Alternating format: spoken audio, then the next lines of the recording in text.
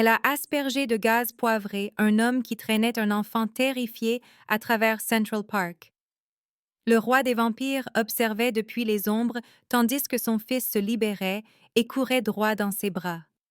Elle tenait désormais la seule chose qu'il tuerait pour protéger, et il devrait faire confiance à une étrangère ou perdre son héritier pour toujours.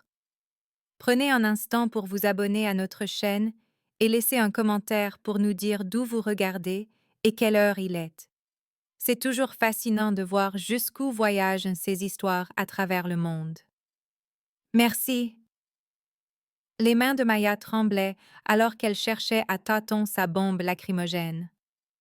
L'homme qui traînait l'enfant pâle à travers Central Park se déplaçait de manière étrange, trop fluide, comme de la fumée ayant pris forme. Les gémissements terrifiés du garçon perçaient l'air de l'après-midi tandis qu'elle s'avançait. Personne d'autre ne semblait le remarquer. Personne d'autre ne bougeait. Elle a visé et aspergé. L'homme a lâché l'enfant avec un hurlement inhumain qui lui fit mal jusqu'aux dents. Le garçon a couru droit vers elle, ses petits bras s'enroulant autour de ses jambes alors qu'il murmurait des mots dans une langue qui semblait ancienne et effrayée. Sanguis malus. Mauvais sang. Elle a sorti son téléphone pour appeler le 911, mais l'homme avait déjà disparu, s'évanouissant entre deux clignements d'yeux avec une vitesse qui défiait la physique.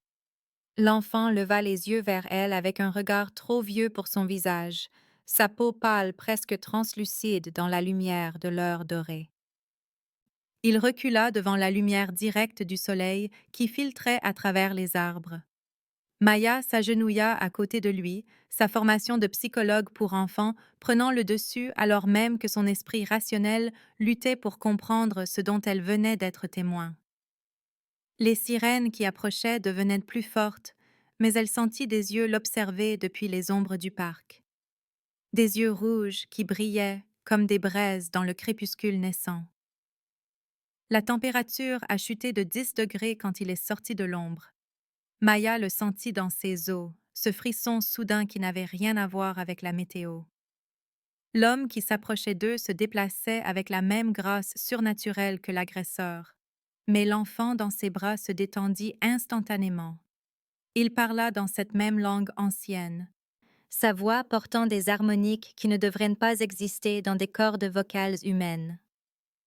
Kai lui répondit, la peur fondant sur son petit visage. C'était son père. Les instincts protecteurs de Maya étaient en guerre avec quelque chose de plus profond, une reconnaissance primitive que cet homme était dangereux d'une manière qu'elle ne pouvait nommer.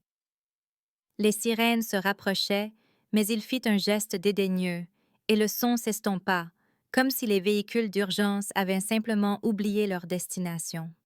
« Vous ne pouvez pas simplement le prendre, » dit-elle, resserrant ses bras autour de Kai. « Comment puis-je savoir que vous êtes vraiment son père? » « Parce que mademoiselle Chen, répondit-il sans qu'elle lui ait donné son nom, je réduirai cette ville en cendres avant de laisser le moindre mal lui arriver. » Son immobilité était totale, prédatrice, mais ses yeux contenaient des siècles de lassitude. Kai se serra plus contre elle, sa petite main agrippant sa manche. Elle sentit la confiance de l'enfant comme un poids dans sa poitrine. D'autres le chassent, continua l'homme, son regard balayant le parc qui s'assombrissait. D'autres qui le veulent mort pour ce qu'il représente. La partie rationnelle de l'esprit de Maya hurlait que c'était de la folie, mais les murmures fébriles de l'enfant, sanguis malus, résonnaient dans sa mémoire. Mauvais sang, ennemi, une guerre qu'elle ne comprenait pas, menée dans l'ombre pendant que des gens normaux promenaient leurs chiens et poussaient des landaux à seulement 50 mètres de là. Les yeux de l'homme brillèrent d'un éclat rouge dans la lumière mourante alors qu'il disait « Nous devons parler ». Le café ouvert 24 heures sur 24 près du parc se vida en quelques minutes après leur arrivée. Maya regarda les autres clients partir avec des expressions confuses, comme s'ils s'étaient soudain souvenus de rendez-vous urgents qu'ils avaient oubliés. Adrian ne les toucha pas, ne leur parla pas, mais quelque chose dans sa présence les fit fuir. Kai était assis entre eux dans la banquette, dessinant des symboles sur des serviettes en papier, avec un crayon de cire cassé qu'il avait trouvé par terre. Des symboles protecteurs, bien que Maya ne sût dire comment elle le savait. Les vampires n'existent pas, dit-elle, mais sa voix manquait de conviction. L'homme que vous avez aspergé de gaz poivré se déplace comme de la fumée et se nourrit de la peur, répondit Adrian, son reflet étant remarquablement absent des miroirs du café. Comment l'appelleriez-vous?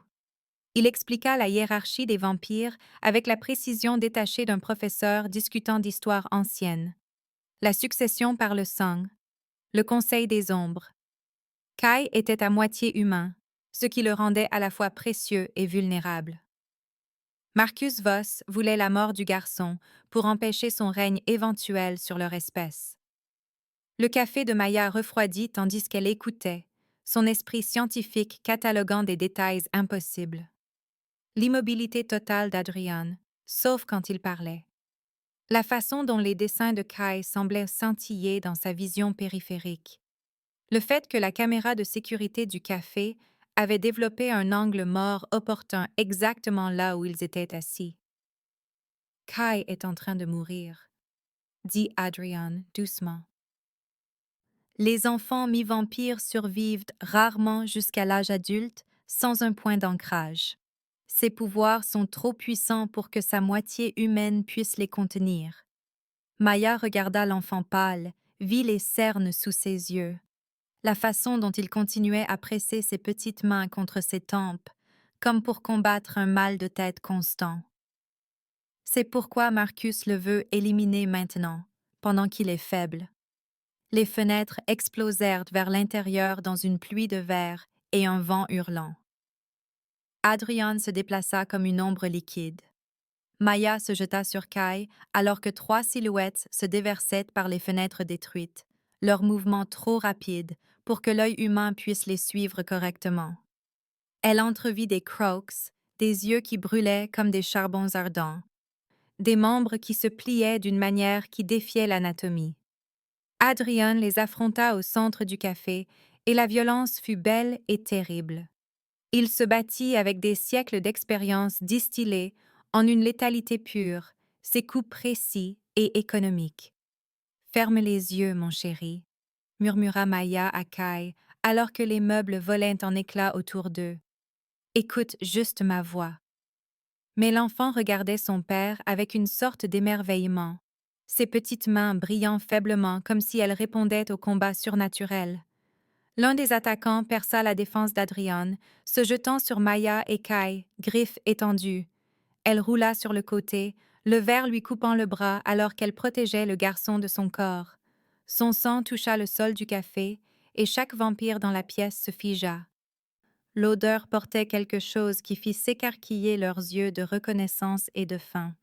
Adrian profita de leur distraction momentanée pour mettre fin au combat avec une efficacité brutale.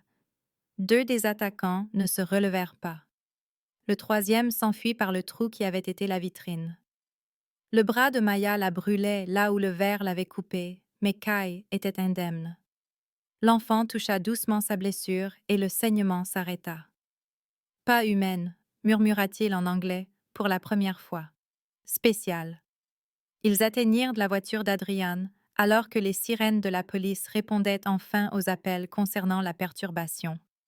En sécurité sur la banquette arrière avec Kai blotti contre elle, Maya regarda Adrian dans le rétroviseur et dit « Je vous crois maintenant. Qu'est-ce qu'on fait? » Le refuge d'Adrian, un penthouse, occupait les 3 derniers étages d'un bâtiment qui n'existait sur aucun plan d'urbanisme de la ville. Maya traversa des pièces remplies d'artefacts dignes de musées, d'armes dignes de cauchemars et de livres reliés dans des matériaux qu'elle ne voulait pas identifier. Il expliqua l'alimentation des vampires avec un détachement clinique, décrivant les structures politiques qui gouvernaient leur espèce comme un exposé de politique étrangère. Les liens de sang étaient la chose la plus proche du mariage que leur espèce reconnaissait, dit-il, plus permanent que la mort humaine et infiniment plus dangereux. Maya absorba tout cela avec la même concentration qu'elle avait autrefois appliquée à l'étude de la psychologie du développement de l'enfant. L'adaptation, c'était la survie. Kai devint agité à mesure que la nuit avançait, son petit corps dégageant une chaleur qui ressemblait à de la fièvre. Quand il s'endormit enfin, ses rêves se manifestèrent sous forme d'ombres qui dansaient sur les murs et de murmures dans des langues antérieures à l'histoire écrite. Adrian se tenait figé à la porte de la chambre, puissant et ancien, et complètement impuissant face à la douleur de son fils. Maya le dépassa et s'assit sur le lit, prenant Kai dans ses bras. Sa présence le calma immédiatement, les phénomènes surnaturels s'estompant à mesure que sa respiration se régularisait. « Il te fait plus confiance qu'à moi », dit Adrian depuis le seuil. « Peut-être parce que je le vois d'abord comme un enfant, et ensuite comme un vampire, » répondit Maya. Elle étudia le visage d'Adrian et vit de la vulnérabilité sous l'immobilité prédatrice. « Vous l'aimez plus que votre propre existence. Cela vous fait peur, et il ressent cette peur. » La peau fiévreuse de l'enfant brûlait comme de la glace contre ses paumes, mais il dormait paisiblement.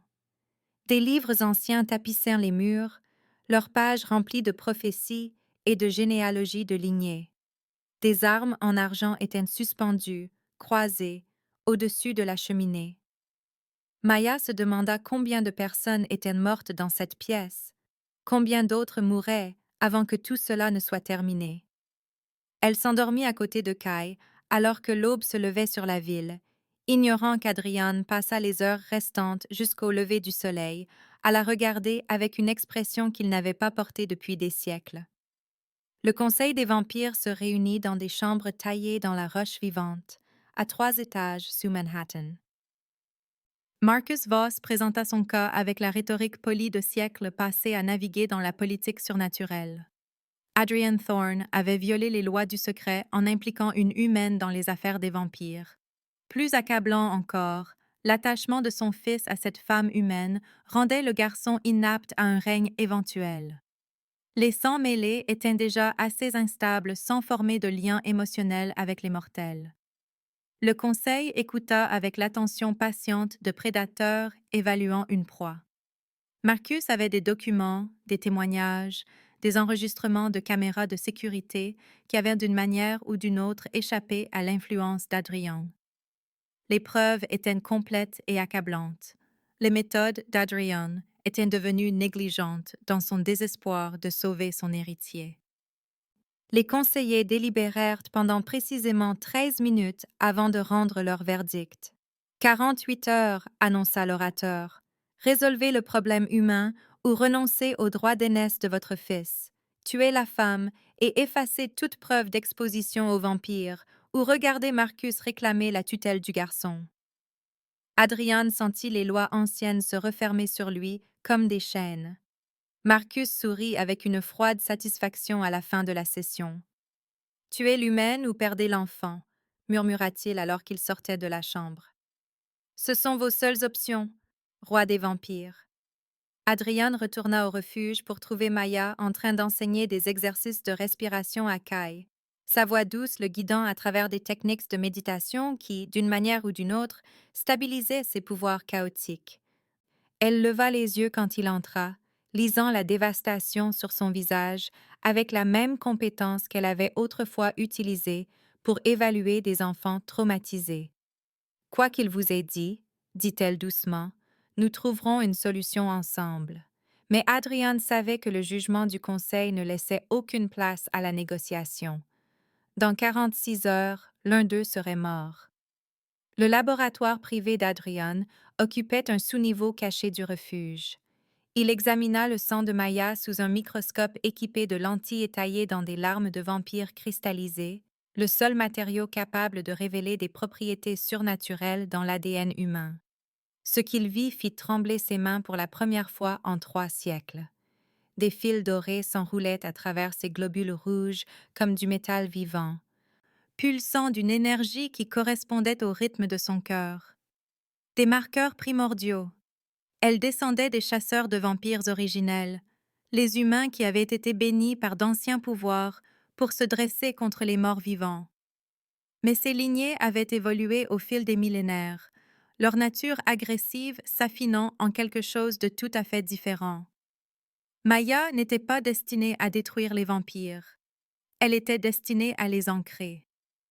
Les textes parlaient de descendants primordiaux qui pouvaient créer des liens de sang assez stables pour sauver les enfants mi-vampires. Sa présence ne se contentait pas de calmer les pouvoirs de Kai, elle les synchronisait, leur donnait la fondation humaine dont ils avaient besoin pour survivre. Adrian avait passé 800 ans à chercher quelque chose qui était entré dans sa vie armée d'une bombe lacrymogène et d'une juste colère. Elle descendait des plus anciens ennemis de son peuple et pourtant elle représentait leur salut. L'ironie aurait été amusante si les enjeux n'avaient pas été si désespérés. L'ascendance de Maya expliquait tout. La confiance instantanée de l'enfant, sa résistance inhabituelle à l'influence des vampires, la façon dont son sang avait figé ses attaquants dans le café. Elle n'était pas simplement humaine, elle était quelque chose de beaucoup plus rare et d'infiniment plus dangereux. Adrian l'entendit bouger à l'étage et scella soigneusement les échantillons de sang.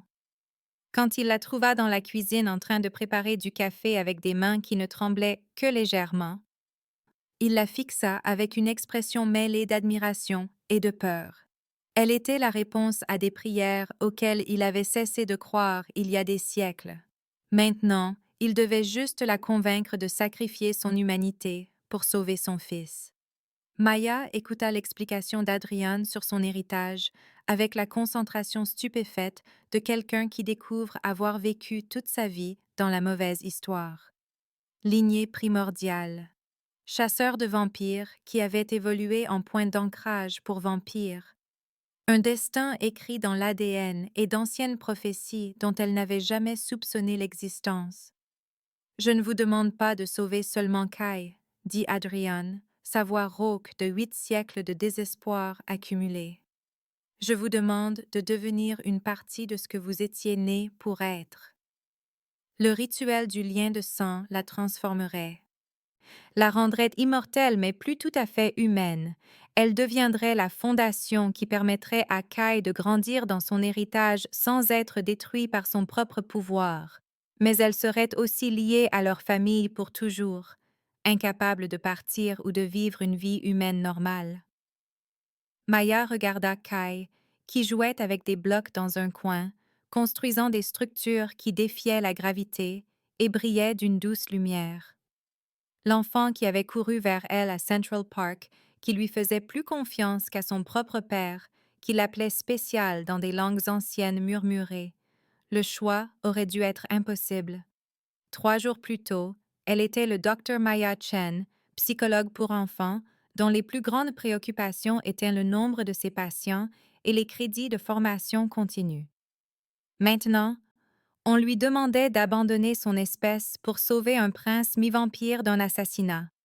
Mais Kai leva les yeux de ses tours de bloc impossibles et lui sourit. Et la décision ne fut pas difficile du tout. Sa petite main trouva la sienne alors que des explosions secouaient le bâtiment.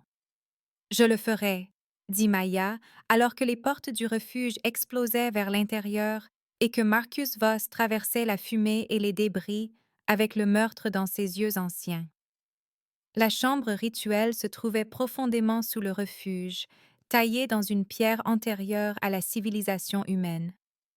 Des bougies remplies de sang de vampire jetaient une lumière rouge sur des murs couverts de symboles qu'il était douloureux de regarder directement. Adrian prononça des mots dans la première langue, la langue que les vampires utilisaient avant que les humains ne développent la parole.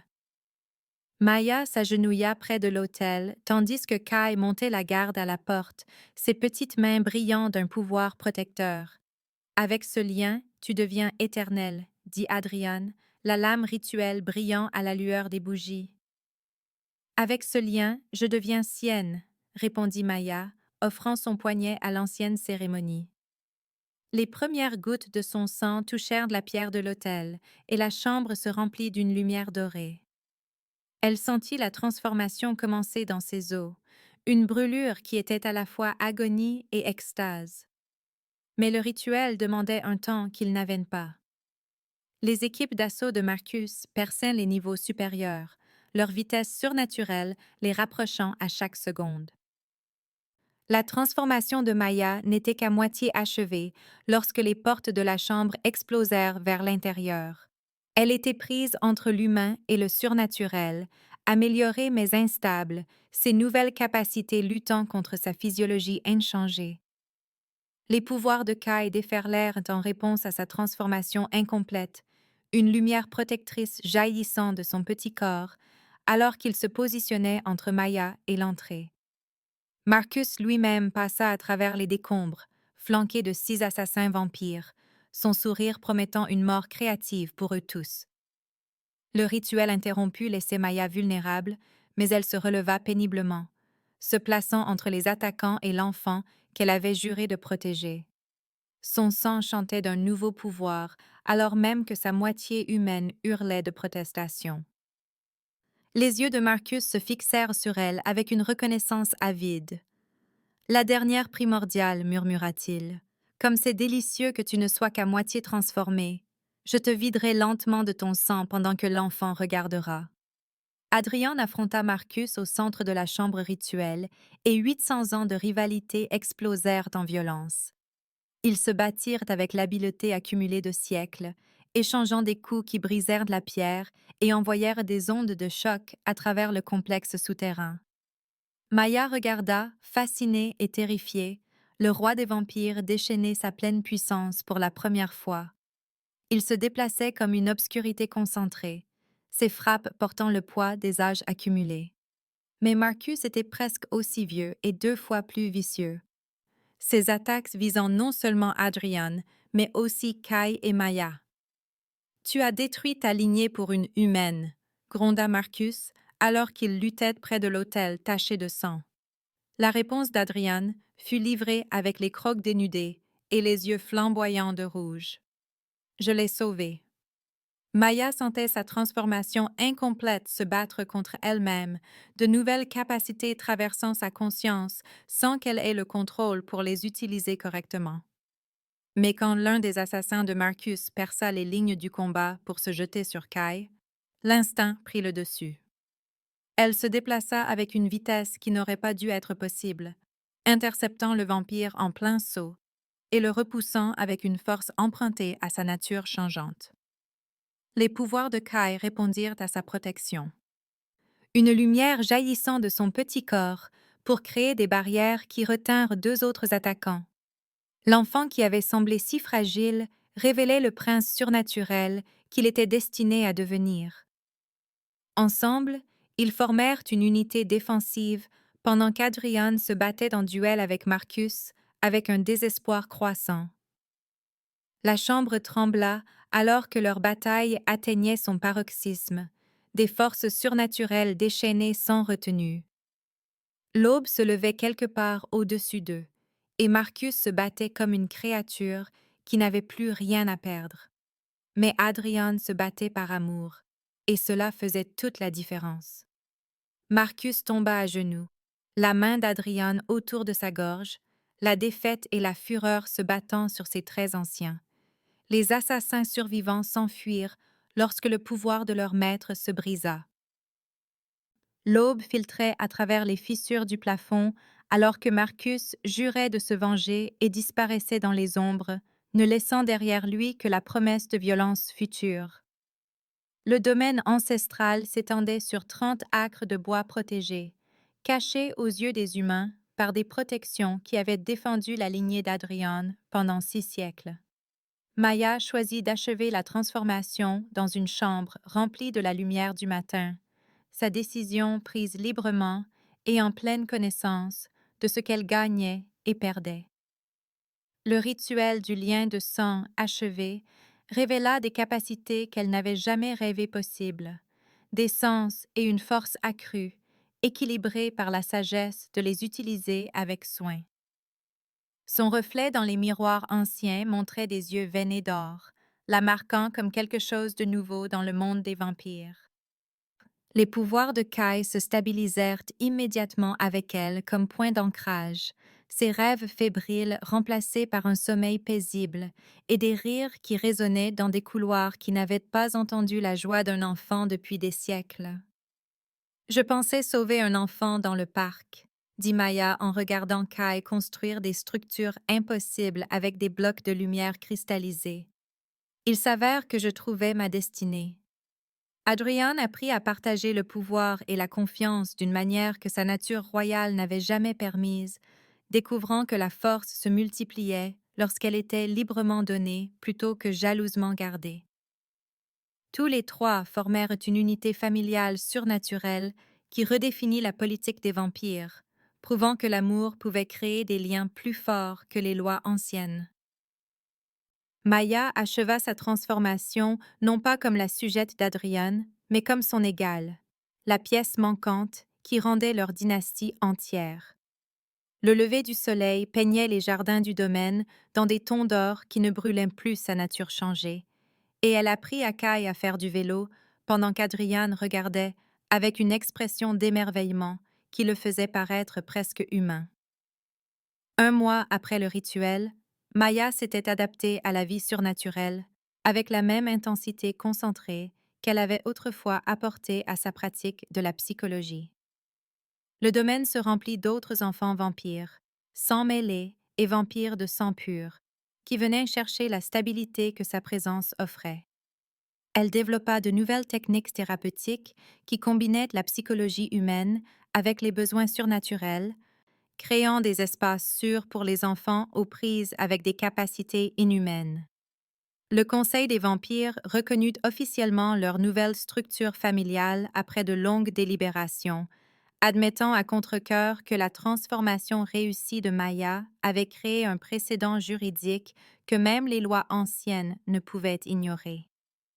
Adrian se retrouva à régner non pas comme un roi solitaire, mais comme faisant partie d'un triumvirat qui équilibrait le pouvoir surnaturel avec la sagesse humaine, leurs décisions ayant un poids qui s'étendait bien au-delà de la politique des vampires.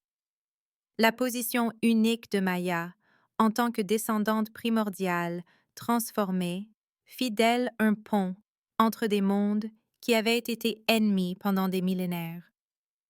Mais des ombres se rassemblaient dans des lieux lointains alors que Marcus reconstruisait sa base de pouvoir, forgeant des alliances avec des factions surnaturelles qui considéraient la nouvelle dynastie de vampires comme une menace existentielle pour les anciennes coutumes.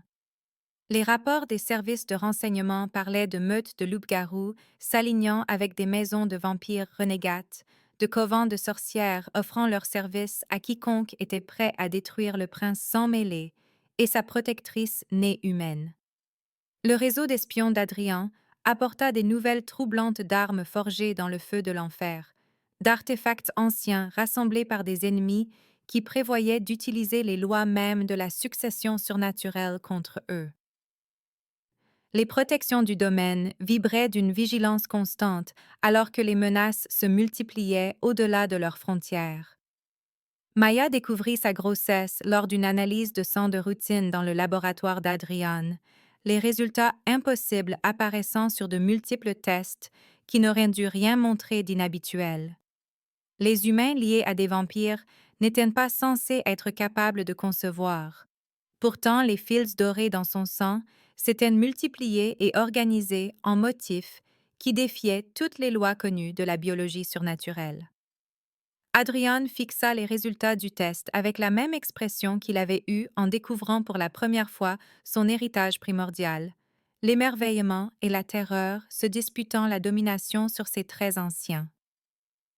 L'enfant qui grandissait en elle portait des marqueurs génétiques de 3 lignées surnaturelles différentes, une combinaison qui n'avait jamais existé auparavant et dont les capacités restaient complètement inconnues. La main de Maya reposait sur son ventre encore plat, alors qu'elle assimilait les implications de porter quelque chose de sans précédent dans le monde surnaturel. Chaque faction voudrait étudier ou détruire ce qu'elle portait, faisant de leur famille une cible encore plus grande pour l'alliance grandissante contre eux.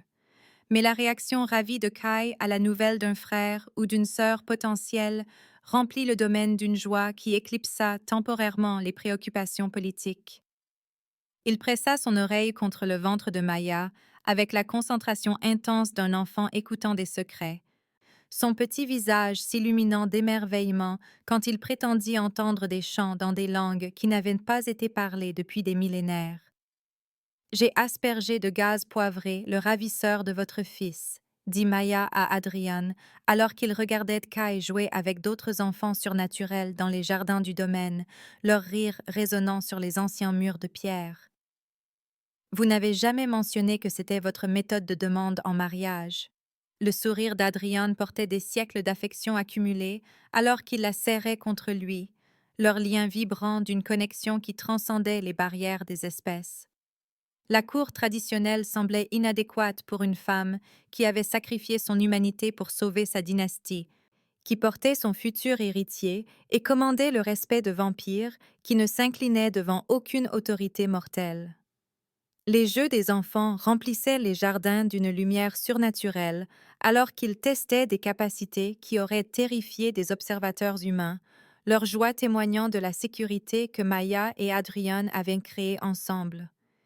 Mais même dans ce moment de contentement parfait, les sens accrus de Maya détectaient des mouvements dans les ombres au-delà des frontières du domaine, des formes qui observaient avec une malice patiente alors qu'elles planifiaient leur prochain assaut contre la famille impossible, qui avait réécrit la loi surnaturelle par de simples actes de courage et d'amour. L'alliance de Marcus se renforçait de jour en jour, alimentée par la peur du changement et la haine de tout ce qui défiait l'ordre ancien, mais Maya et Adrian affrontaient l'avenir ensemble avec une puissance née non pas de la domination, mais de l'idée révolutionnaire que l'amour pouvait transformer même les recoins les plus sombres du monde surnaturel. Maya sentit le cauchemar de Kai commencer avant qu'il ne se réveille complètement, sa terreur s'infiltrant à travers leurs liens comme de l'eau glacée dans ses veines. Elle le trouva se débattant dans des draps trempés de sueur fiévreuse, ses petites mains griffant des ombres que lui seul pouvait voir. La température dans sa chambre avait chuté de 20 degrés, et du givre se formait sur les fenêtres malgré la chaleur de la fin du printemps. Ces mots murmurés venaient dans la langue ancienne, des fragments de prophéties et d'avertissements qui firent reculer ses sens nouvellement aiguisés. Elle le prit dans ses bras et sentit sa chaleur surnaturelle brûler à travers sa chemise de nuit, son pouvoir déferlant de manière sauvage et incontrôlée en réponse à l'obscurité qui hantait ses rêves. Adrian apparut à la porte, mais s'arrêta quand Maya secoua la tête, comprenant instinctivement que sa présence ne ferait qu'amplifier la détresse de Kai. Les capacités de l'enfant répondaient à l'ancien pouvoir d'Adrian, comme un diapason frappé contre du métal, créant une résonance qui menaçait de déchirer son petit corps. Maya commença les exercices de respiration qu'elle avait adaptés de sa formation en psychologie humaine. Sa voix stable et calme, alors qu'elle guidait Kai à travers des techniques qui comblaient le fossé entre la méditation humaine et le contrôle surnaturel. Sa peau fiévreuse commença à refroidir sous son contact et le givre sur les fenêtres fondit alors que sa respiration se synchronisait avec la sienne. Les ombres se retirèrent à leurs places respectives tandis que son pouvoir retombait en dormance. Quand Kai ouvrit enfin les yeux, ils étaient clairs et calmes, la terreur remplacée par la confiance qui l'avait attiré vers elle à Central Park 3 mois auparavant. Les mauvais rêves deviennent plus forts, murmura-t-il en anglais, sa petite main agrippant ses doigts transformés avec une force désespérée. Il me montre du feu et des cris, et toi tombant dans les ténèbres, pendant que Père regarde. Le sang de Maya se glaça alors qu'elle assimilait ces mots, reconnaissant la nature prophétique qui se manifestait souvent chez les enfants mi-vampires en période de bouleversement surnaturel. Les rêves de Kai étaient devenus plus vifs depuis sa transformation, des visions qu'Adrian croyait liées aux anciennes lignées qui coulaient maintenant à travers leurs liens. Elle le serra plus fort alors que l'aube commençait à filtrer à travers les fenêtres de la chambre, une lumière dorée qui ne brûlait plus sa nature changée, mais la remplissait d'une chaleur qui n'avait rien à voir avec la température. Juste des rêves, mon chéri. murmura-t-elle. Bien que son ouïe surdéveloppée détectât des mouvements au-delà des barrières protectrices du domaine, qui suggéraient que ces cauchemars pourraient contenir plus de vérité que de réconfort. Adrien les rejoignit alors que le soleil se levait complètement, son expression sombre à cause des rapports des services de renseignement qui étaient arrivés pendant les heures nocturnes où son réseau d'espions menait ses travaux les plus dangereux. Marcus avait été vu sur les marchés surnaturels souterrains de Prague, achetant des artefacts spécialisés dans la rupture des liens de sang et la coupure des connexions entre les vampires ancrés et leurs protecteurs humains. Les armes qu'il rassemblait étaient conçues spécifiquement pour contrer les capacités uniques de Maya, suggérant que leurs ennemis comprenaient exactement à qui ils avaient affaire et avaient développé des stratégies ciblées pour détruire le fondement de la stabilité de Kai. Plus inquiétants étaient les rapports de chasseurs primordiaux sortant de leur cachette après des siècles de dormance, d'anciennes lignées qui s'étaient opposées aux ancêtres de Maya et considéraient sa transformation comme une abomination qui devait être corrigée par la violence. Ils se déplaçaient dans les espaces entre les factions surnaturelles, offrant leurs services à quiconque était prêt à payer leur prix en sang et en souffrance. Maya traita ces informations avec le détachement clinique que sa formation en psychologie lui avait appris, compartimentant la peur pour pouvoir se concentrer sur des réponses pratiques aux menaces émergentes. Mais tenir le corps endormi de Kai lui rappela que ce n'était pas un exercice académique d'évaluation des menaces. C'étaient des ennemis qui voulaient tuer l'enfant dans ses bras et détruire la famille qu'ils avaient bâtie à partir de courage et de choix impossibles. La main d'Adrien trouva la sienne alors qu'il regardait le lever du soleil peindre les jardins du domaine dans des tons d'or et d'ambre, leur lien portant un réconfort qui semblait creux face au poids des dangers croissants. Nous le protégerons, dit Maya doucement, sa voix portant une conviction qui venait de quelque part de plus profond que la confiance rationnelle. Quoi qu'ils préparent, quelles que soient les armes qu'ils ont rassemblées, ils ne comprennent pas ce qu'ils combattent vraiment. Le sourire d'Adrian contenait des siècles d'amour accumulés alors qu'il lui serrait la main, puisant de la force dans sa certitude, même si son esprit stratégique cataloguait les dizaines de façons dont leurs ennemis pourraient réussir à détruire tout ce qu'ils avaient construit ensemble. La matinée amena des visiteurs au domaine, des enfants vampires et leurs gardiens cherchant la stabilité que la présence de Maya offrait aux sang mêlés, aux prises avec des capacités dangereuses. Elle travailla avec eux en utilisant des techniques qui combinaient des méthodes thérapeutiques humaines avec une compréhension surnaturelle, créant des espaces sûrs pour des êtres pris entre deux natures. Chaque cas réussi renforçait la position politique qui protégeait leur famille, prouvant que la transformation de Maya avait créé des possibilités qui s'étendaient bien au-delà du sauvetage d'un seul enfant.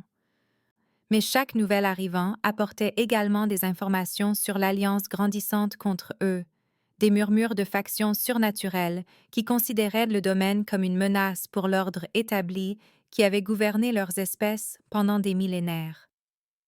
Maya écouta ces rapports tout en travaillant avec une jeune fille mi-vampire dont les rêves se manifestaient sous forme d'ombres vivantes, son attention partagée traitant simultanément plusieurs niveaux de menaces et d'opportunités. La mère de la fille était une aristocrate vampire qui avait risqué l'exil pour chercher l'aide de Maya, son désespoir évident dans la façon dont elle observait chaque interaction entre Maya et sa fille. C'est ce qu'ils craignent, dit la femme doucement, alors que Maya guidait avec succès l'enfant à travers une technique qui intégrait ses capacités d'ombre plutôt que de les supprimer. Vous prouvez que nous n'avons pas à choisir entre les natures humaines et vampires, que nos enfants peuvent être entiers au lieu d'être déchirés. Maya sentit la vérité de ces mots résonner à travers sa physiologie transformée, comprenant que son existence remettait en question des hypothèses qui avaient façonné la société surnaturelle pendant des milliers d'années. Marcus et ses alliés ne se battaient pas seulement pour éliminer un rival politique. Il se battait pour préserver une vision du monde qui exigeait la séparation et le conflit entre les différentes races surnaturelles. Sa grossesse représentait un défi encore plus grand pour leur idéologie, portant des possibilités génétiques qui pourraient réécrire la nature fondamentale de la reproduction et de l'héritage des vampires. L'alliance grandissante contre eux était motivée par une terreur existentielle que le monde surnaturel puisse évoluer au-delà de leur capacité à le contrôler ou à le comprendre. Adrian la trouva dans la bibliothèque du domaine ce soir-là, entourée de textes généalogiques qui traçaient les lignées primordiales à travers des siècles d'histoire cachée. Elle faisait des recherches sur les schémas génétiques qui pourraient influencer le développement de leur enfant à naître, essayant de comprendre quelles capacités et vulnérabilités pourraient se manifester chez un être qui portait des héritages vampires, primordiales, et quelle que soit la nouvelle synthèse que sa transformation avait créée. Les textes parlaient d'enfants nés de telles unions dans un langage qui mêlait prophétie et spéculation scientifique, décrivant des êtres qui pourraient jeter un pont entre plusieurs espèces surnaturelles ou créer des formes entièrement nouvelles d'existence paranormale. Mais les archives historiques étaient fragmentaires et contradictoires, laissant plus de questions que de réponses sur ce que leur enfant pourrait devenir. Qu'est-ce qui te trouble le plus? Demanda Adrian, s'installant à côté d'elle avec la grâce fluide qui lui coupait encore le souffle après des mois à partager son lit et son existence immortelle. L'inconnu, répondit Maya, sa main se déplaçant instinctivement vers son ventre où la vie grandissait selon des schémas qui défiaient toutes les lois connues de la biologie surnaturelle.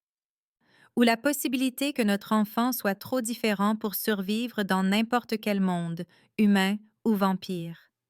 Les bras d'Adrien l'entourèrent avec une force qui avait protégé leur famille à travers de multiples tentatives d'assassinat et des défis politiques qui auraient détruit des alliances moindres.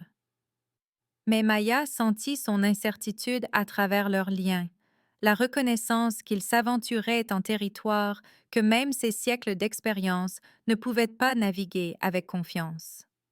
L'enfant en elle représentait l'espoir et la terreur à parts égales, un avenir qu'aucun d'eux ne pouvait prédire ou contrôler. À l'extérieur de leur sanctuaire, des ennemis se rassemblaient avec des armes conçues pour sectionner les connexions qui avaient sauvé la vie de Kai et créer de nouvelles possibilités pour l'évolution surnaturelle. Mais à l'intérieur des murs du domaine, entourés d'enfants vampires, dont les rires résonnaient dans des couloirs qui n'avaient connu que la solitude pendant des siècles, Maya choisit la foi plutôt que la peur et se prépara à affronter les défis que leur famille impossible rencontrerait dans les mois à venir. La lumière dorée de l'après-midi filtrait à travers les chênes centenaires de Central Park alors que Maya Chen terminait ses notes sur l'affaire Thompson. L'anxiété d'un enfant de 8 ans se manifestant par un mutisme sélectif qui répondait magnifiquement aux techniques d'art-thérapie qu'elle avait développées au cours de 6 années de pratique.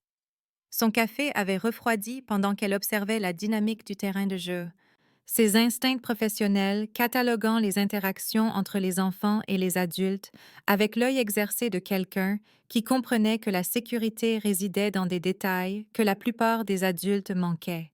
Un cri brisa sa concentration. À 50 mètres de là, près de la lisière est du parc, un homme traînait un enfant terrifié vers la lisière des arbres, sa prise brutale sur de petits bras qui se débattaient désespérément pour s'échapper. La bouche de l'enfant était ouverte dans une terreur muette, et la formation en psychologie de Maya reconnut la réponse traumatique dans la façon dont son corps devenait mou entre la lutte et la fuite. Elle bougea sans réfléchir, la mémoire musculaire de ses cours d'autodéfense l'emportant sur la voix dans sa tête qui murmurait sur la sécurité personnelle et le fait de s'impliquer. Sa bombe lacrymogène était dans sa main avant qu'elle ne décide consciemment d'agir, des années à marcher seule dans les rues de la ville, lui ayant appris à garder sa protection accessible. La cartouche se déchargea avec un sifflement sec alors qu'elle réduisait la distance, la brûlure chimique attrapant l'homme en plein visage, alors qu'il se tournait vers elle avec une vitesse inhumaine qui n'aurait pas dû être possible. Son cri n'avait rien à voir avec la douleur humaine, un son qui résonnait à des fréquences qui lui faisaient mal aux dents et faisait s'envoler les oiseaux des branches voisines dans une fuite paniquée. L'enfant se libéra et courut droit vers elle, ses petits bras s'enroulant autour de sa taille avec une force désespérée alors qu'il pressait son visage contre sa veste. Ces mots murmurés venaient dans une langue qu'elle ne reconnaissait pas, mais qu'elle comprenait jusqu'au plus profond d'elle-même, d'anciennes syllabes qui avaient un goût de cuivre et de lumière d'étoile. Sanguis malus, souffla-t-il contre son épaule, et Maya sentit quelque chose de fondamental basculer dans le monde qui les entourait, comme si la réalité s'était fissurée le long de lignes de failles invisibles. L'agresseur recula en titubant, griffant son visage brûlé avec des mouvements trop fluides pour des articulations humaines, sa forme se brouillant sur les bords comme de la fumée se dispersant dans le vent. Quand il se tourna pour fuir, sa vitesse était impossible, le transportant à 30 pieds en un seul bond qui laissa Maya regardant un air vide là où il se tenait. L'enfant dans ses bras tremblait d'un froid qui semblait venir de l'intérieur de ses os, sa peau pâle comme le clair de lune d'hiver et chaude de fièvre malgré le frisson qui émanait de lui. Elle appela le 911 avec des doigts tremblants tout en scrutant la lisière des arbres à la recherche de tout signe du retour de l'agresseur, son bras libre se resserrant de manière protectrice autour du garçon qui avait cherché la sécurité dans l'étreinte d'une étrangère. Sa respiration ralentit progressivement, passant de halètement paniqué à quelque chose approchant la normale, bien qu'elle remarquât qu'il reculait devant la lumière directe du soleil filtrant à travers la canopée. « Les ennemis de père », murmura-t-il dans un anglais accentué qui portait des traces d'endroits que Maya ne pouvait nommer. Et elle classa la phrase avec sa pâleur inhabituelle et la façon dont les ombres semblaient se rassembler autour de lui malgré la lumière dorée de l'après-midi. Des sirènes s'approchaient au loin, mais le son semblait étouffé et étrange, comme si l'air lui-même s'était épaissi autour d'eux à la suite de violences qui défiaient toute explication rationnelle. Maya serra l'enfant plus fort et tenta de comprendre ce dont elle avait été témoin, son esprit scientifique luttant pour catégoriser une vitesse et des sons qui existaient en dehors des paramètres humains normaux. Dans les ombres au-delà du terrain de jeu, des yeux rouges les observaient avec une patience prédatrice qui avait survécu à des siècles de chasse et de traque, calculant les probabilités et mesurant les menaces avec la froide précision de quelqu'un qui avait appris que les erreurs signifiaient la mort pour ceux qu'il avait juré de protéger. Adrian Thorne sortit de l'obscurité pour entrer dans le crépuscule alors que les sirènes se rapprochaient, son mouvement si fluide qu'il semblait que les ombres elles-mêmes se remodelaient autour de sa grande silhouette. Maya sentit la température chuter de 10 degrés quand il apparut, sa respiration se condensant en buée dans un air qui avait été chaud quelques instants auparavant. L'enfant dans ses bras cessa immédiatement de trembler et prononça des mots rapides dans cette langue ancienne, sa voix portant le soulagement, l'amour et quelque chose qui aurait pu être des excuses pour la terreur qu'il avait introduite dans son après-midi paisible. Adrian répondit dans la même langue, sa voix portant des harmoniques qui résonnèrent dans la cage thoracique de Maya et firent hurler ses instincts nouvellement éveillés des avertissements sur les prédateurs et la survie.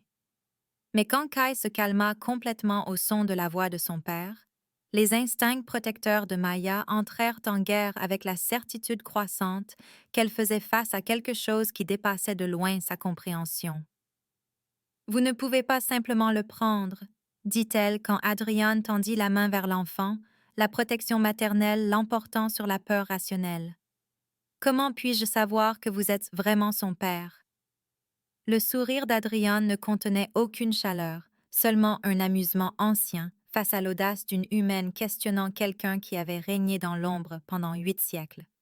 « Parce que mademoiselle Chen, répondit-il, utilisant son nom bien qu'elle ne se soit jamais présentée, je réduirai cette ville en cendres avant de laisser le moindre mal lui arriver. » Les sirènes devenaient plus fortes, mais le son semblait distant et sans importance, alors que Maya assimilait la connaissance impossible que cet étranger connaissait son identité et parlait avec une certitude désinvolte de commettre une destruction massive.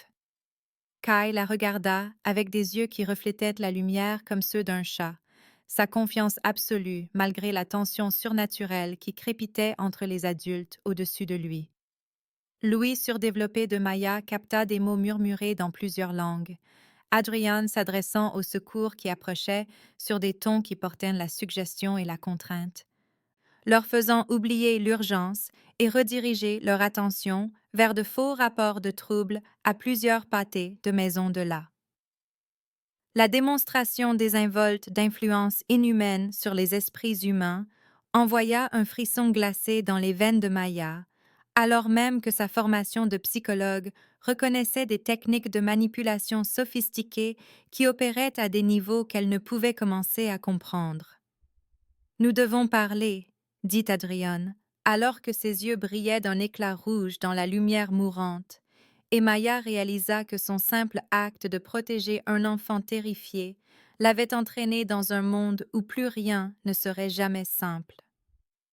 Maya suivit Adrian jusqu'à un café ouvert toute la nuit près du parc, la petite main de Kai chaude dans la sienne, alors qu'il marchait dans des rues qui semblaient différentes maintenant, chargées de possibilités qui existaient dans les espaces entre les lampadaires et l'ombre.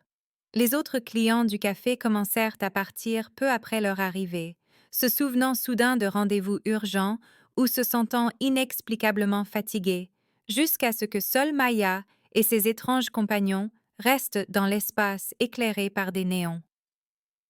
Le reflet d'Adrien était absent des miroirs derrière le comptoir, une absence si évidente que Maya se demanda comment elle avait pu ne pas le remarquer immédiatement. « Les vampires n'existent pas, » dit-elle alors que son café refroidissait. S'accrochant à la rationalité scientifique, même si les preuves s'accumulaient contre chaque supposition sur laquelle elle avait bâti sa vision du monde. L'homme que vous avez aspergé de gaz poivré se déplace comme de la fumée et se nourrit de la peur, répondit Adrian avec une patience qui parlait de siècles passés à expliquer des choses impossibles à des mortels incrédules. Comment l'appelleriez-vous?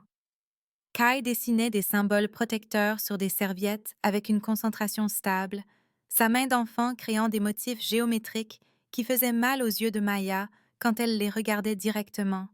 Des mathématiques anciennes qui décrivaient les relations entre la lumière et l'ombre, la protection et la prédation.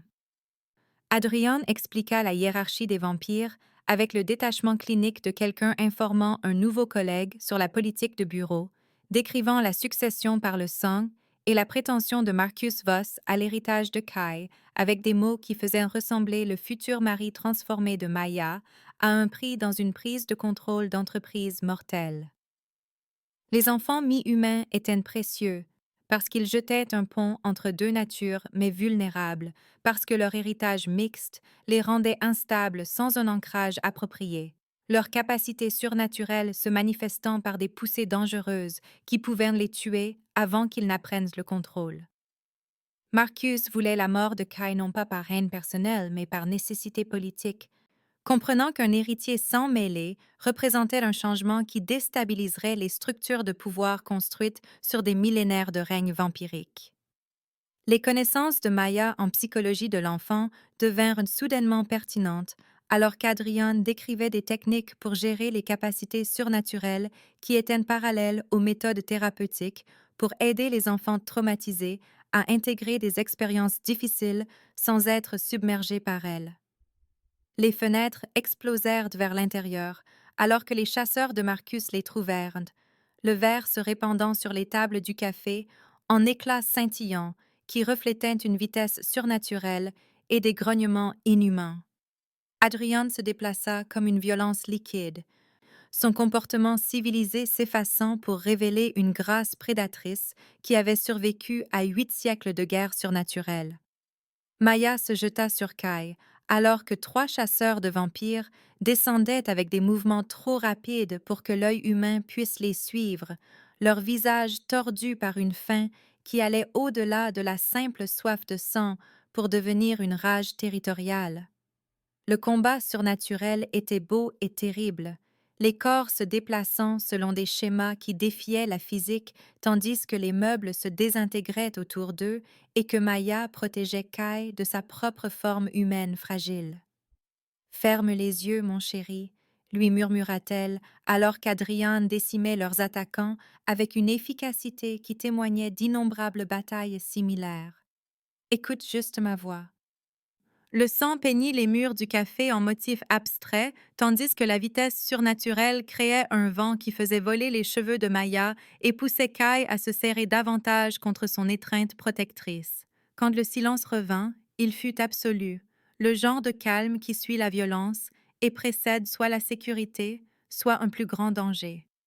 Le bras de Maya saignait à cause des éclats de verre, mais elle se sentait étrangement calme, l'adrénaline cédant la place à l'acceptation d'impossibilités que son esprit rationnel ne pouvait pas traiter, mais que ses instincts reconnaissaient comme la vérité. « Je vous crois maintenant, dit-elle alors qu'Adrian l'aidait à monter dans sa voiture. Kai en sécurité entre eux et les lumières de la ville défilant devant des fenêtres qui reflétaient un monde transformé par une connaissance qu'elle ne pourrait pas désapprendre. Qu'est-ce qu'on fait? Le refuge penthouse d'Adrian révéla une richesse vampirique accumulée sur des siècles, des artefacts anciens partageant l'espace avec des systèmes de sécurité modernes dans des combinaisons qui parlaient de quelqu'un qui avait appris à s'adapter sans abandonner les outils qui l'avaient maintenu en vie à travers plusieurs âges de l'histoire humaine. Maya traversa des pièces remplies d'armes en argent et de livres reliés en cuir, sa formation en psychologie reconnaissant l'équilibre prudent entre le confort et la fortification qui suggérait quelqu'un qui comprenait que la sécurité était toujours temporaire. Adrian expliqua l'alimentation des vampires avec le ton pragmatique de quelqu'un décrivant des besoins alimentaires, le sang comme subsistance plutôt que comme violence, bien que les sens accrus de Maya détectassent la faim prédatrice qui vivait sous sa surface civilisée. Le concept des liens de sang fascina son esprit professionnel. Des connexions surnaturelles qui offraient une stabilité aux enfants mi-vampires instables, grâce à des techniques qui étaient parallèles à la thérapie de l'attachement et aux travaux de récupération de traumatisme qu'elle avait étudiés à l'université. Le cauchemar de Kai frappa vers minuit, son petit corps se débattant dans des draps trempés de sueur fiévreuse, tandis que du givre se formait sur les fenêtres, malgré la chaleur de la fin du printemps. Maya sentit sa terreur s'infiltrer à travers des connexions qu'elle ne comprenait pas encore, de l'eau glacée dans ses veines qui portait des images de feu, de cris et d'une obscurité qui avalait tout ce qui était précieux dans le monde. Adrian apparut à la porte mais s'arrêta quand Maya lui fit signe de reculer. Comprenant que les capacités de l'enfant répondaient à son ancien pouvoir comme des diapasons frappés contre du métal, créant une résonance qui menaçait de déchirer le petit corps de Kai. Elle commença des exercices de respiration adaptés de sa formation thérapeutique, des techniques de méditation humaine associées au contrôle surnaturel par la voix et le toucher, qui calmèrent progressivement le pouvoir fiévreux qui déferlait dans la nature hybride de Kai. « Il te fait plus confiance qu'à moi », observa Adrian quand la paix revint et que Kai dormait en sécurité dans les bras de Maya. « Peut-être parce que je le vois d'abord comme un enfant et ensuite comme un vampire, » répondit Maya, comprenant que sa perspective offrait quelque chose que les siècles de survie surnaturelle d'Adrian ne pouvaient pas fournir. Elle s'endormit à côté de Kai alors que l'aube peignait les fenêtres et d'or, ignorant qu'Adrian les regardait avec une expression qu'il n'avait pas portée depuis des siècles, un amour ancien apprenant à englober l'espoir d'avenir qu'il n'avait jamais osé imaginer. Marcus Voss saisit le conseil des vampires, affirmant qu'Adrian avait violé les lois du secret en impliquant une humaine dans les affaires surnaturelles. Ces manœuvres politiques étant conçues pour forcer des choix impossibles entre la vie de Maya et l'héritage de Kai. Les chambres du conseil oppressaient par une obscurité pesante, tandis que des voix anciennes débattaient de la loi et de la tradition, leurs mots portant le poids de millénaires passés à gouverner la société surnaturelle, par une séparation rigide entre les espèces.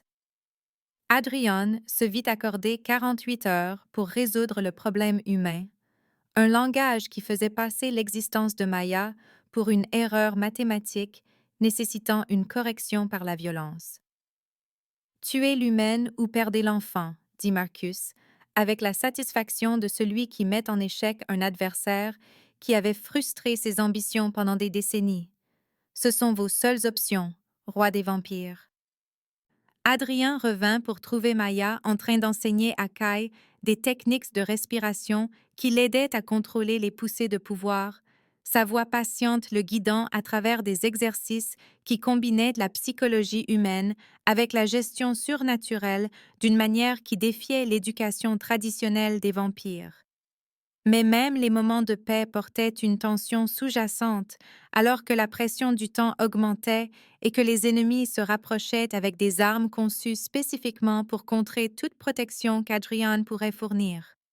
Le sang de Maya sous le microscope d'Adrian révéla des fils dorés qui parlaient d'un héritage primordial, des marqueurs génétiques indiquant une descendance des chasseurs de vampires originels qui possédaient des capacités les rendant capables de créer des liens de sang avec des êtres surnaturels.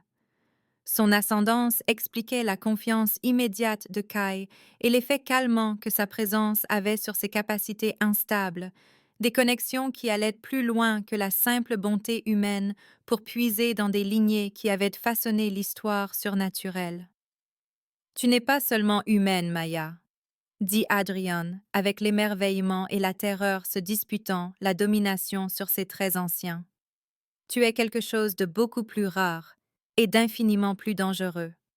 La révélation transforma Maya de fardeau, protégée en acteur crucial, son héritage unique la rendant capable de stabiliser les enfants mi-vampires grâce à des techniques qu'aucun humain ou vampire pur ne pouvait reproduire. Mais la connaissance apporta un plus grand danger, car chaque faction surnaturelle voudrait étudier ou contrôler quelqu'un dont les capacités pourraient remodeler la reproduction des vampires et la loi sur l'héritage. Maya se réveilla pour trouver Adrian la fixant avec une admiration qui portait des siècles d'espoir et de peur accumulés, comprenant que son simple acte de protéger un enfant à Central Park avait éveillé quelque chose qui pourrait changer la société surnaturelle pour toujours.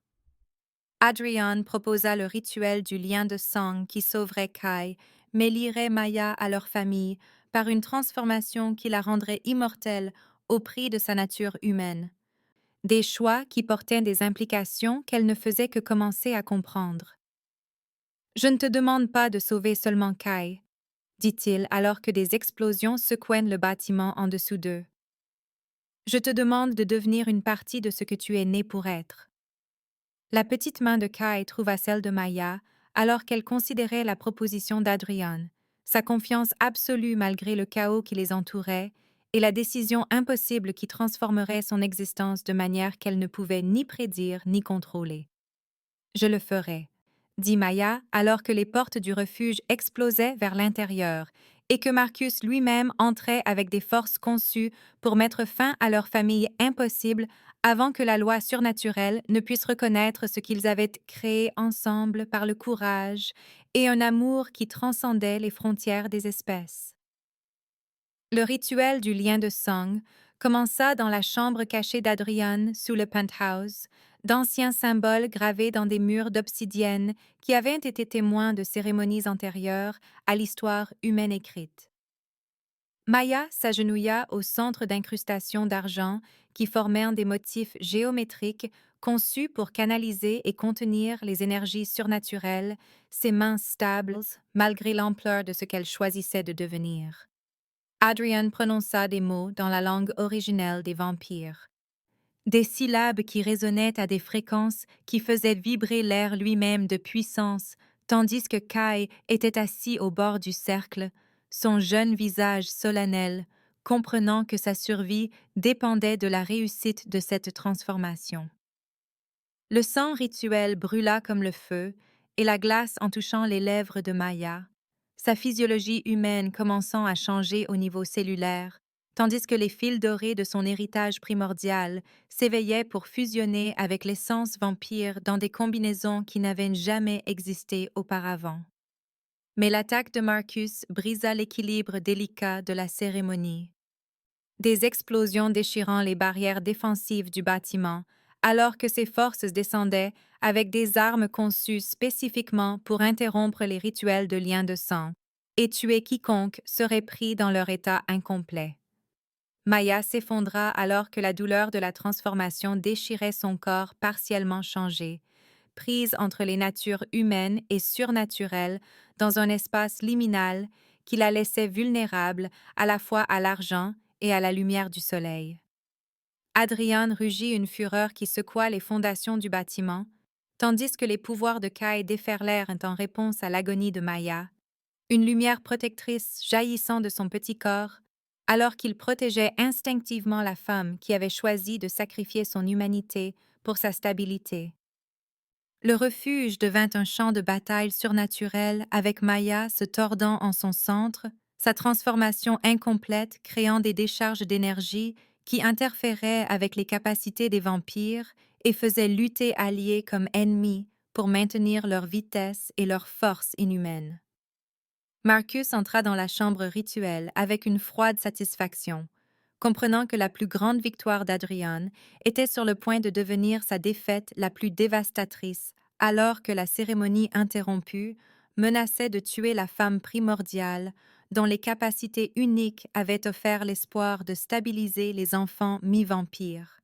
« Tu as détruit ta lignée pour une humaine, » dit-il, alors qu'Adrian se positionnait entre Marcus et le cercle rituel qui s'effondrait. « Je l'ai sauvé, » répondit Adrian, son ancien pouvoir se déchaînant pleinement pour la première fois depuis des décennies, alors qu'il se préparait à se battre avec tout ce qu'il possédait pour protéger la famille impossible qui avait donné un sens à son existence immortelle. Les rois vampires s'affrontèrent dans un combat qui se préparait depuis des siècles, la vitesse et la force surnaturelle créant des ondes de choc qui fissurèrent les murs d'obsidienne, tandis que la transformation partielle de Maya continuait de brûler à travers son système nerveux selon des schémas qui pourraient la tuer avant que le rituel ne puisse s'achever. Les capacités protectrices de Kai se manifestèrent pleinement lorsqu'il posa ses petites mains sur la peau fiévreuse de Maya. Sa nature mi-vampire lui permettant d'ancrer sa conscience pendant que son corps luttait pour intégrer des héritages génétiques contradictoires qui auraient dû être incompatibles.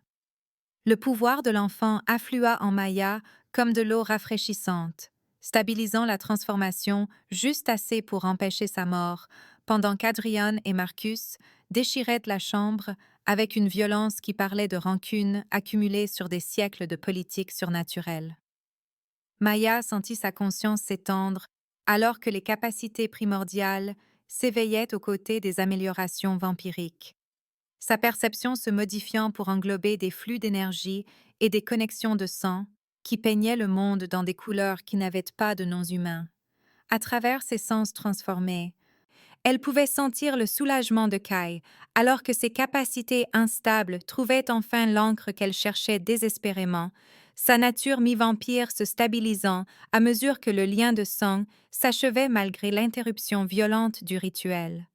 Adrian prit l'avantage alors que la transformation réussie de Maya envoyait une poussée de pouvoir à travers leur connexion familiale, les anciennes capacités de vampire étant renforcées par l'énergie primordiale qui le rendit plus rapide et plus fort que Marcus ne l'avait prévu.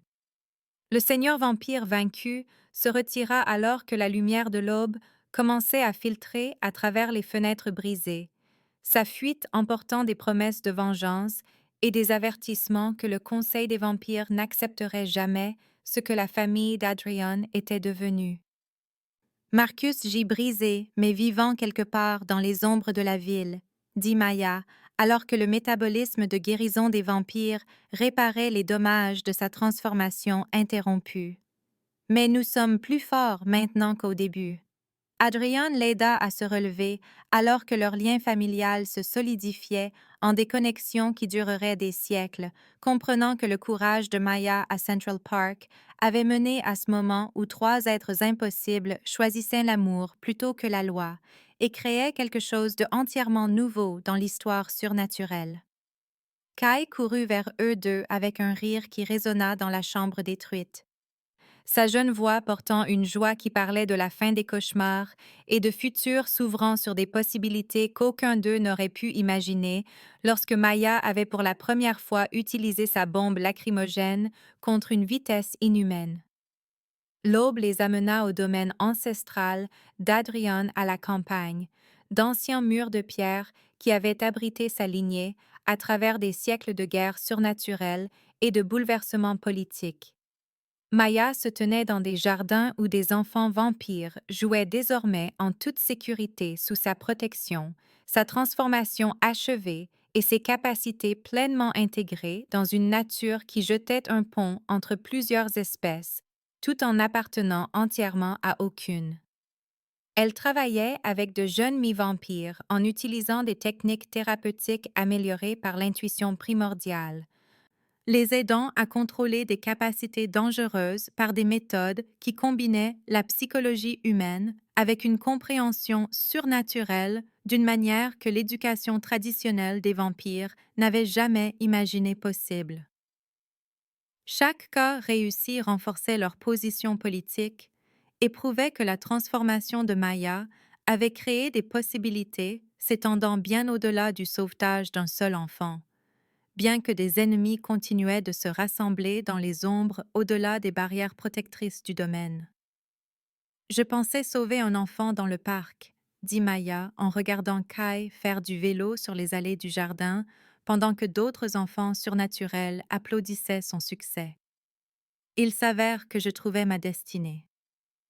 Les bras d'Adrian l'entourèrent avec une force qui avait protégé leur famille à travers des tentatives d'assassinat et des défis du Conseil, leur lien portant la certitude que quels que soient les ennemis qui pourraient émerger de la politique surnaturelle, leur amour avait créé quelque chose qui valait la peine d'être défendu.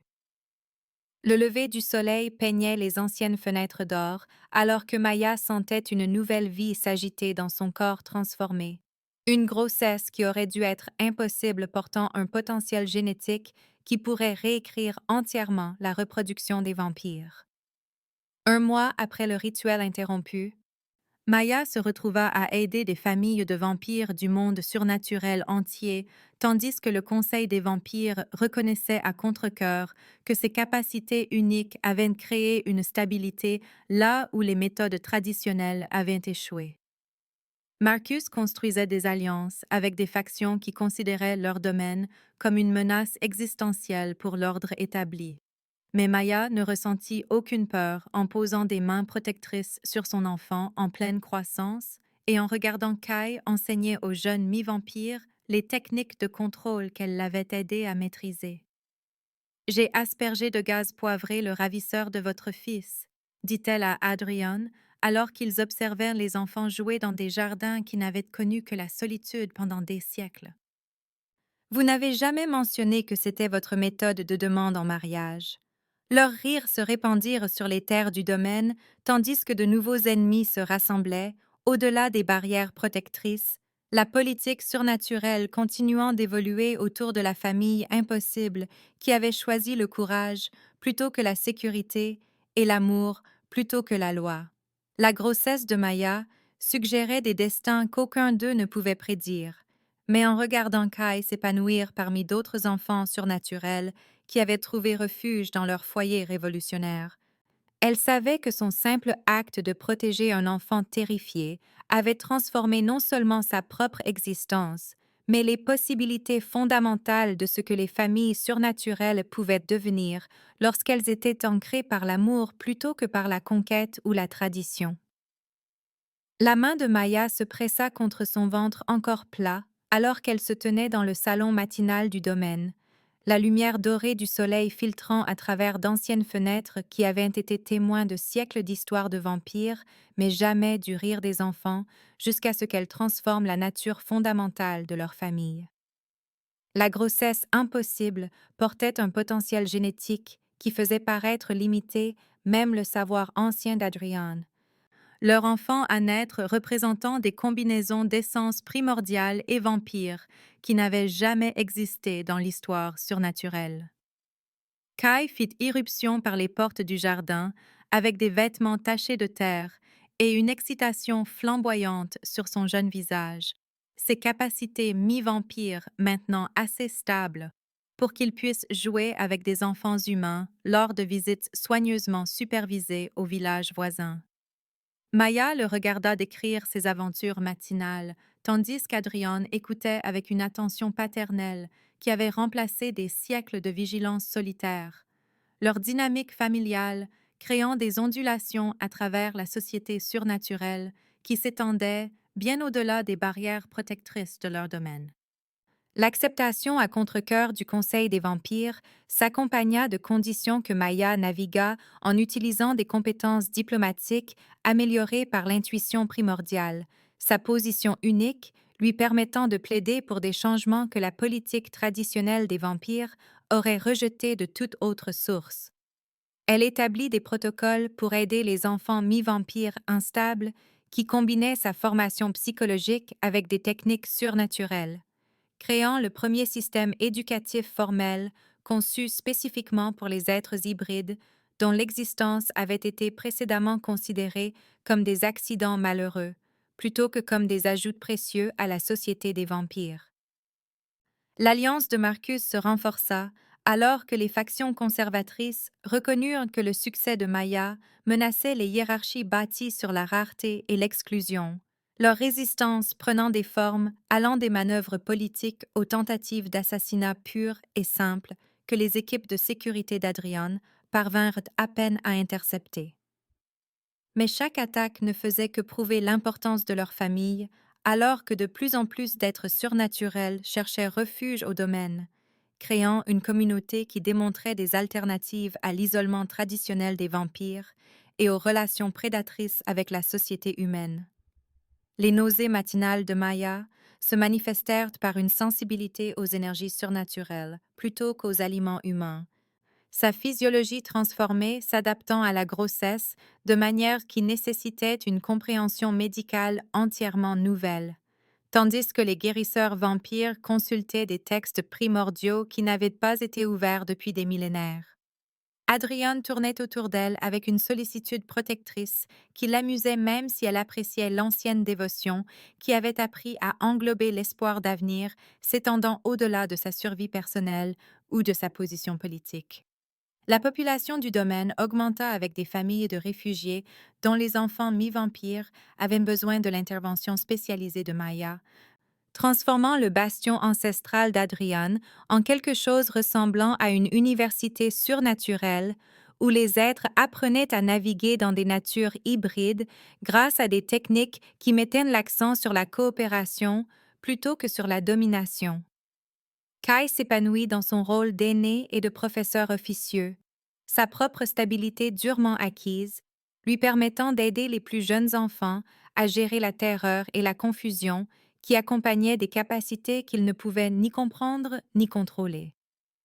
Maya développa un programme d'études qui traitait les capacités surnaturelles comme des extensions naturelles de la personnalité plutôt que comme des aberrations dangereuses nécessitant une suppression, son approche créant des diplômés qui s'intégraient avec succès dans les sociétés humaines et vampires sans sacrifier leur nature complexe. Les implications politiques se propagèrent à l'extérieur, alors que d'autres rois vampires demandaient des consultations sur les politiques concernant les sans-mêlés, l'expertise de Maya devenant cruciale pour les dirigeants surnaturels qui reconnaissaient que les changements démographiques nécessitaient des stratégies adaptatives plutôt que l'élimination traditionnelle des lignées problématiques.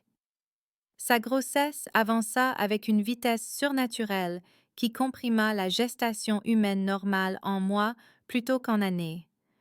Le calendrier accéléré créant une urgence autour des négociations politiques qui détermineraient si leur enfant naîtrait dans un monde acceptant les natures hybrides ou un monde toujours attaché à la pureté des espèces par la violence. Les instincts protecteurs d'Adrian s'intensifièrent à mesure que l'état de Maya devenait visible, sa paranoïa ancienne trouvant enfin des cibles appropriées chez des ennemis qui comprenaient que la tuer déstabiliserait chaque famille surnaturelle qui en était venue à dépendre de ses capacités uniques. Les défenses du domaine se renforcèrent avec des artefacts et des alliés venus de toute la société surnaturelle, créant des réseaux qui étendaient le pouvoir traditionnel de vampire d'Adrian à des domaines de coopération qu'ils n'avaient jamais considérés auparavant comme nécessaires ou possibles. Maya sentit leur enfant à naître répondre aux énergies surnaturelles avec des mouvements qui suggéraient des capacités se manifestant avant la naissance, un potentiel génétique qui pourrait représenter un saut évolutif au-delà de ce que l'un ou l'autre des parents aurait pu imaginer lorsqu'elle avait pour la première fois aspergé de gaz poivré un ravisseur à Central Park. Sa routine quotidienne incluait une correspondance avec des chercheurs humains qui ignoraient le contexte surnaturel, mais dont les études sur le développement de l'enfant contribuaient aux techniques qu'elle adaptait pour des êtres dont les expériences d'enfance incluaient la gestion de capacités mortelles aux côtés des défis de développement typiques. Les histoires du soir de Kai mettaient désormais en scène ses aventures avec des amis humains aux côtés de membres de sa famille surnaturelle, sa jeune perspective créant des récits qui normalisaient la diversité d'une manière qui donnait à Maya l'espoir de futur où les frontières entre les espèces pourraient devenir des préférences plutôt que des divisions absolues. Les conversations du soir entre Maya et Adrian portaient sur des sujets allant des préoccupations de sécurité immédiate aux visions à long terme d'une société surnaturelle qui pourrait accueillir des êtres refusant de choisir une identité unique, leurs séances de planification créant des plans pour des changements qui s'étendraient bien au-delà de leur vie. Les aspects surnaturels de la grossesse se manifestèrent par le renforcement des capacités primordiales de Maya plutôt que par leur affaiblissement, son corps canalisant une puissance accrue qui lui permettait d'aider plus d'enfants tout en nourrissant simultanément la nouvelle vie qui représentait des combinaisons génétiques sans précédent. Le sommeil apportait des rêves d'enfants pas encore nés, jouant dans des jardins qui existaient dans des futurs qu'elle pouvait presque voir. Des visions qui portaient de la certitude que son courage, en protégeant un enfant terrifié, avait initié des changements qui résonneraient à travers les générations surnaturelles. Les espions de Marcus rapportèrent les activités du domaine à des ennemis qui luttaient pour contrer un succès qui sapait leurs hypothèses fondamentales sur le besoin de la société des vampires de hiérarchie rigide et de séparation des espèces. Mais Maya ne ressentit aucune peur en préparant les chambres d'enfants qui accueilleraient un enfant dont l'existence prouvait que l'amour pouvait créer des possibilités plus fortes que la tradition, sa transformation de psychologue humaine en matriarche surnaturelle, représentant une évolution que l'alliance conservatrice de Marcus ne pouvait ni empêcher ni inverser. Les 8 siècles de survie d'Adrian lui avaient appris à planifier les menaces qu'il pouvait anticiper, mais l'influence de Maya créait des futurs qui dépassaient même la portée de son ancienne imagination, leur partenariat générant un espoir qui avait survécu aux tentatives d'assassinat et à l'opposition politique. La routine matinale du domaine incluait les voix d'enfants parlant plusieurs langues pendant qu'ils apprenaient des techniques de contrôle qui mettaient l'accent sur la joie plutôt que sur la peur, l'approche thérapeutique de Maya créant des atmosphères où les capacités surnaturelles devenaient des sources de fierté plutôt que de honte. Sa correspondance incluait des lettres de famille de vampires du monde entier rapportant des interventions réussies basées sur les méthodes qu'elle avait développées, chaque histoire de succès renforçant les arguments politiques en faveur de l'acceptation des natures hybrides plutôt que de leur élimination par la violence traditionnelle. La présence de l'enfant à naître affectait chaque être surnaturel qui visitait le domaine, leur potentiel génétique rayonnant des énergies qui faisaient même s'arrêter les anciens vampires, reconnaissant l'émergence de quelque chose de entièrement nouveau dans leur monde soigneusement ordonné. Le dernier mois de Maya amena des délégations des plus hauts niveaux du gouvernement surnaturel, Des êtres qui n'avaient jamais reconnu le droit à l'existence des enfants mi-vampires, cherchant maintenant des conseils sur les politiques d'intégration qui pourraient prévenir des guerres civiles entre les factions traditionnelles et progressistes. Adrian se tenait à ses côtés lors de ces négociations avec une fierté qui englobait non seulement l'amour personnel, mais aussi la reconnaissance que le courage de Maya avait créé des possibilités d'évolution surnaturelle que ses siècles d'expérience politique n'auraient jamais pu atteindre seuls. L'accouchement approchait avec des êtres surnaturels se rassemblant du monde entier pour assister à une naissance qui représentait une percée génétique potentiellement aussi importante que l'émergence originelle des espèces de vampires, à partir des populations humaines il y a des millénaires. Maya sentit les contractions commencer alors que le coucher du soleil peignait les anciennes pierres du domaine d'or. Son travail commençant au milieu des jardins, où Kai jouait avec des enfants dont l'existence prouvait que son attaque à la bombe lacrymogène à Central Park avait initié une transformation s'étendant bien au-delà de sa famille individuelle. Adrian lui tenait la main alors que leur enfant se préparait à entrer dans un monde où l'amour de Maya avait créé un espace pour des êtres qui jetaient un pont entre les frontières des espèces par choix plutôt que par accident, l'évolution de leur famille représentant l'espoir que la société surnaturelle pourrait embrasser la complexité plutôt que d'exiger la simplicité par la violence. Les couloirs du domaine se remplirent d'êtres surnaturels qui avaient parcouru des distances impossibles pour assister à une naissance qui déterminerait si l'approche révolutionnaire de Maya envers les enfants hybrides représentait un avenir durable ou une anomalie temporaire que les forces conservatrices finiraient par supprimer par une action politique coordonnée. Mais alors que le travail de Maya s'intensifiait et que Kai murmurait des encouragements avec une sagesse dépassant son âge apparent, elle ne ressentit que la confiance que l'amour avait créé quelque chose de plus fort que la peur, sa transformation de psychologue humaine en mère surnaturelle, représentant une victoire qu'aucun ennemi ne pourrait inverser. Quelles que soient les batailles politiques qui pourraient suivre l'arrivée de leur enfant dans un monde qu'elle avait aidé à transformer par un simple courage qui s'était transformé en changement révolutionnaire.